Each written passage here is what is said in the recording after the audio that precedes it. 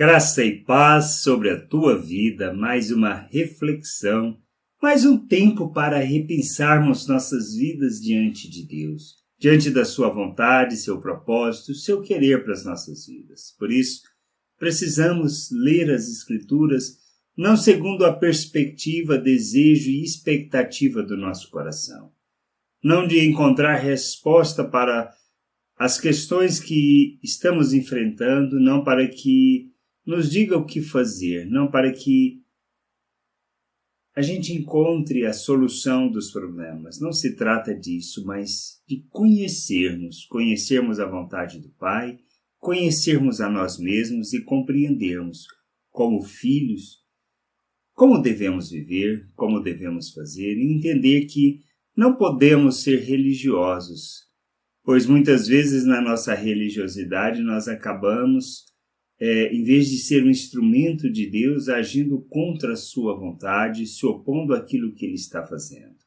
Precisamos aprender a ouvir e a entender a vontade de Deus para as nossas vidas. Por isso, muitas vezes a nossa reflexão nós somos daqueles que têm somado, ou na realidade o que temos perseguido é a Cristo, perseguido a igreja, a vontade de Deus. Naquilo que fazemos, nas coisas ou na maneira como nos opomos. Precisamos entender estas coisas. Por isso, lá em Atos 9, temos a história de Paulo a caminho de Damasco, tudo, e o encontro dele com o Senhor e a instrução que recebe. Não que nós vamos passar por isso, mas tendo o entendimento que precisamos refletir sobre isso, devemos viver a vontade de Deus, não as nossas expectativas, não os nossos desejos, e nem andarmos segundo o que pensamos ou achamos, mas sujeitos à vontade de Deus, submissos a essa vontade. Lá no versículo 1 e 2 diz assim: Saulo, respirando ainda ameaças e morte contra os discípulos do Senhor, dirigiu-se ao sumo sacerdote e lhe pediu cartas para a sinagoga de Damasco, a fim de que, caso achasse alguns que eram do caminho, assim homens como mulheres, os levasse presos para Jerusalém. Bom, no 3 e 4 fala assim: seguindo ele estrada fora, ao aproximar-se de Damasco, subitamente uma luz do céu brilhou ao seu redor, e caindo por terra ouviu uma voz que lhe dizia: Saulo, Saulo, por que me persegues? Ele perguntou: quem és tu, Senhor? E a resposta foi: eu sou Jesus, a quem tu persegues. Então se levantou Saulo, isso no versículo 8 e 9. Então se levantou Saulo da terra e, abrindo os olhos, nada podia ver. E, guiando-o pelas mãos, o levaram para Damasco. Ele esteve 3 dias sem ver, durante os quais não comeu nem bebeu. O que nós precisamos entender, ou qual é a situação de Saulo ali naquele momento? Indo cumprir a sua dedicação religiosa, o seu aspecto de profunda dedicação ao judaísmo, à lei, ao entendimento que tinha, ao sinédrio. Ele persegue os cristãos. Ele persegue a Cristo? Não, na cabeça dele ele estava perseguindo aquelas pessoas que estavam esparramando uma seita que contradizia, que negava tudo aquilo que ele cria. Mas o que ele ouve ao caminho? Cristo chega para ele e fala: Saulo, Saulo, por que me persegues? Ou seja, deve ter sido um momento muito difícil para Paulo entender, mas eu não estou perseguindo Cristo, eu estou perseguindo pessoas. E essa questão que nós precisamos refletir. Paulo tinha convicção do que ele fazia, ele era extremamente religioso, zeloso pela lei, zeloso pelos ensinos daqueles que eram seus mestres. Mas estava ele correto na sua atitude? Não.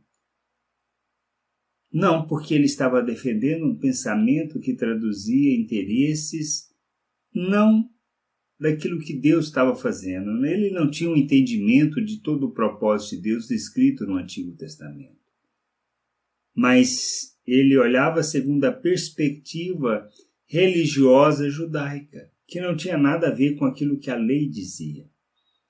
E a gente precisa entender sobre isso, porque assim como Paulo, muitas vezes lemos os evangelhos, lemos o Novo Testamento, a própria lei, as próprias escrituras, E nós olhamos numa perspectiva religiosa, uma perspectiva que se traduz em dogmas, se traduz em mandamentos, em regras, em maneiras de fazer as coisas.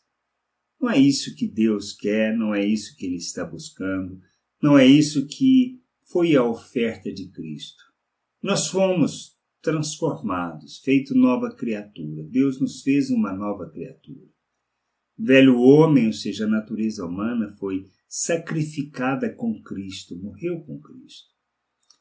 Não que nós não vamos lutar contra ela, mas na realidade o que a gente precisa entender é que o nosso espírito foi vivificado, fomos capacitados e habilitados, ou seja, nós recebemos tudo o que precisamos para viver uma vida que agrada a Deus.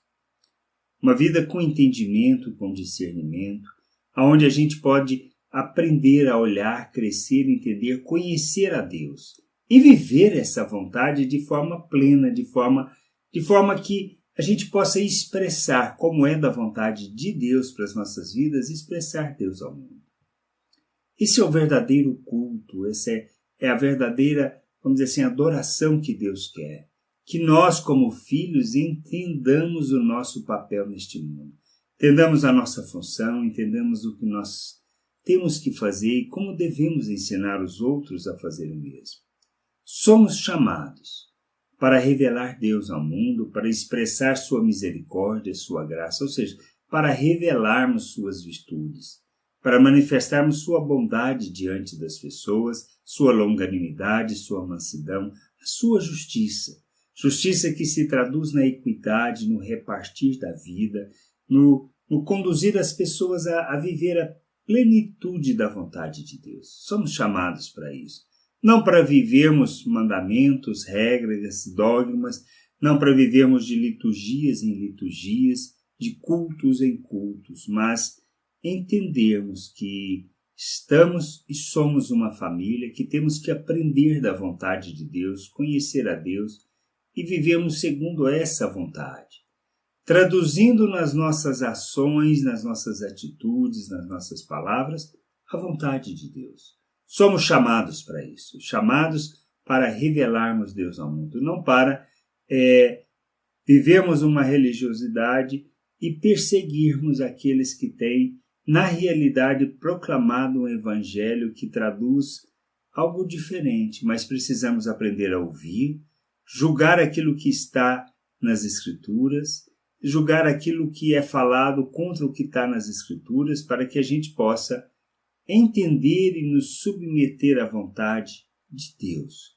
Fazer da nossa vida a verdadeira oferta para sermos instrumento de expressão dessa vontade diante de todos. Que a gente possa crescer neste aspecto, amadurecer, revelar o Pai, manifestar o Pai ao mundo.